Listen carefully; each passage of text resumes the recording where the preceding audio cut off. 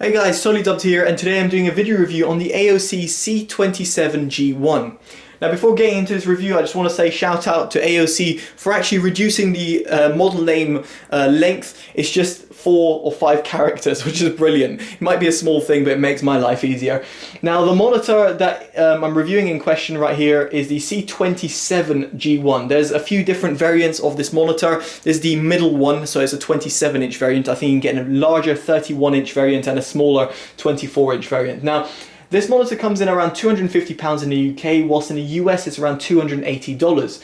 Now that puts it pretty much on par with Samsung's C24G70, which can be found for also £250 for the 27-inch variant, and the newer CFG73, which uses the exact same panel but just has a different sort of stand. It can be found for £300. Now links to all of these, including my review of the Samsung monitor, will be in the description below, so make sure you check that out.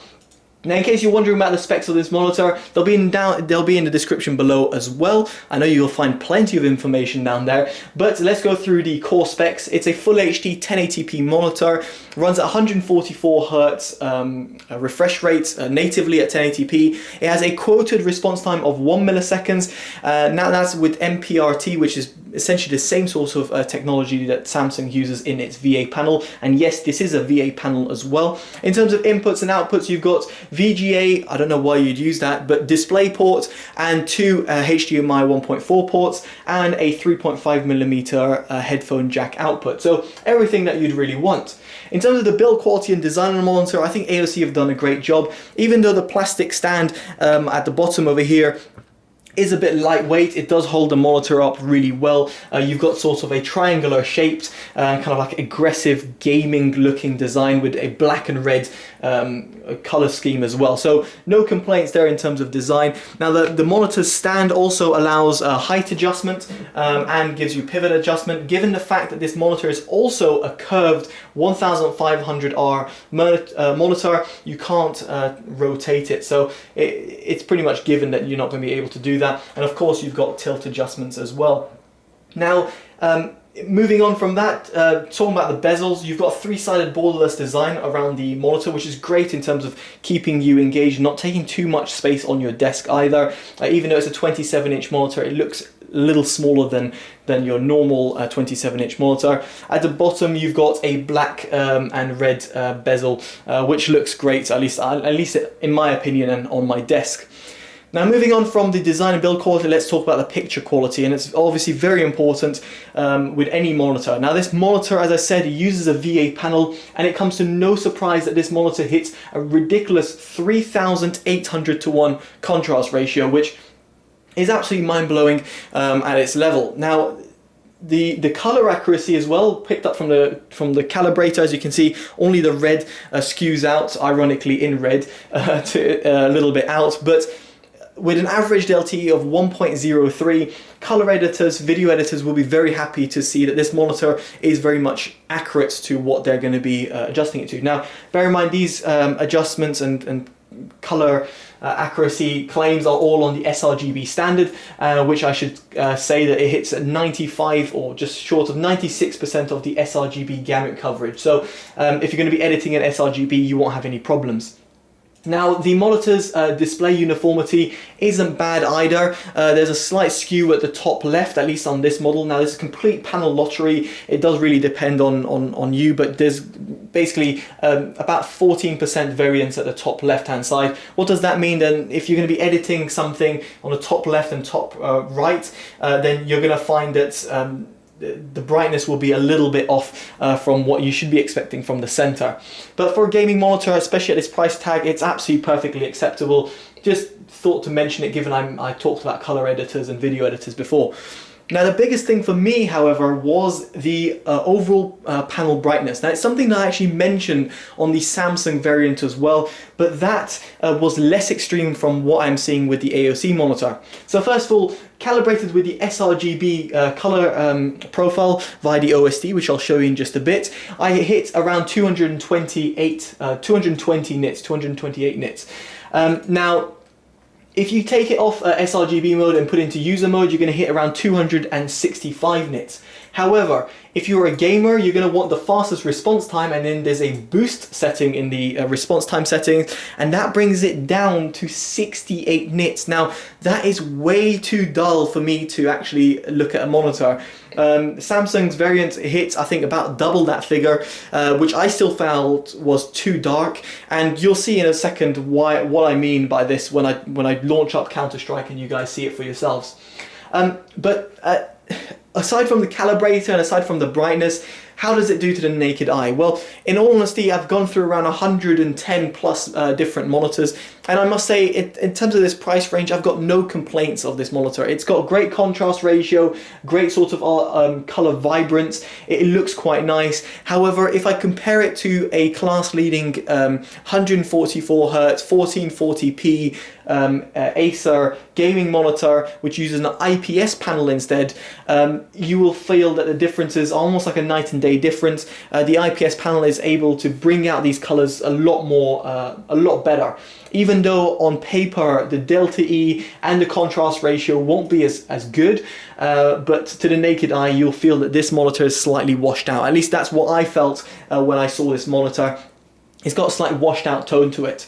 But here I'm comparing a top class £400 plus IPS panel with a £250 monitor. Now at £250, should you expect any better? Absolutely not. It's incredible for what you're getting in terms of the value for money there, for the overall color accuracy and the vibrancy and everything you get in terms of the panel. So overall, the panel is very good at its respective price point, but as I said, slightly washed out in comparison to an IPS panel.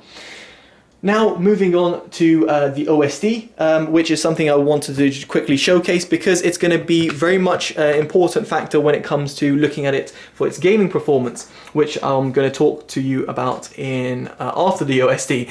Now the OSD gives you a full set of controls. As you're able to see, I'm just going to flick through them. You've got game settings, extra settings to see what the actual refresh rate is that it's running at, the brightness, as I talked about, that can be adjusted. If you put it to sRGB over here in the color profile, it'll lock it, and most importantly, if you go into the game settings, now here we go, you're going to be able to see a massive difference from strong overdrive to boost. Look at that, monitor brightness is completely reduced. Now the flickering comes from my camera, by the way, don't be alarmed, but yeah, you can see a massive difference in brightness there.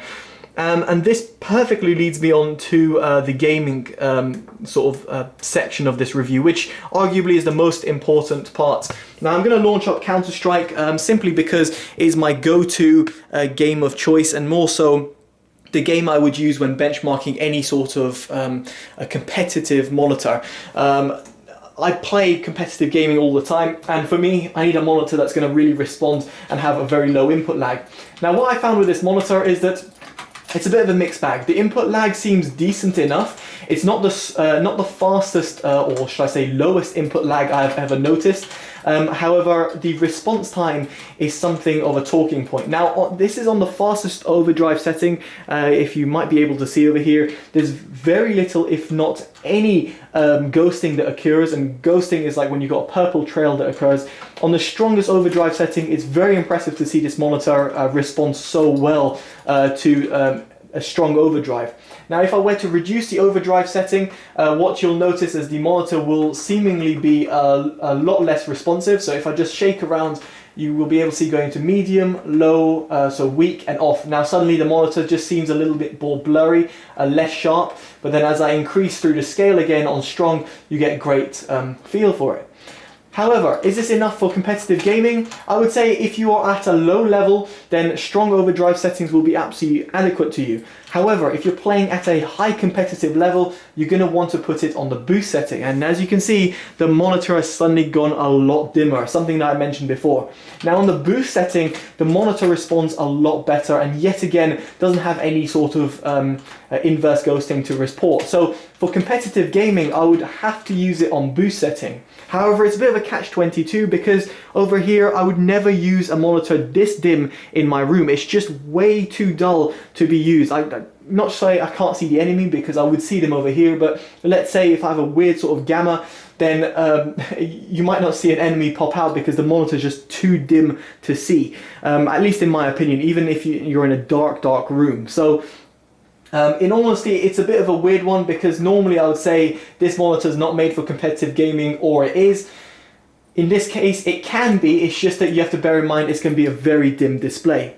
So that's pretty much the sort of conclusion that I've got about this monitor. It's a great gaming monitor. It comes in at a good price too. It's got all the right characteristics. However, if I had to pick a monitor at £250, I would definitely pick the Samsung variant instead, simply because it's just less dim, and essentially in the box is quite literally the same panel that you can see in front of you. If not, it's slightly better. The Samsung monitor is slightly better. So there we go, guys. I've been Totally Dubbed. Hopefully you've enjoyed this review. If you have, make sure you give it a like, comment, subscribe, favorite and share, and all that good stuff. Alright guys, Totally Dubbed out. Bye bye.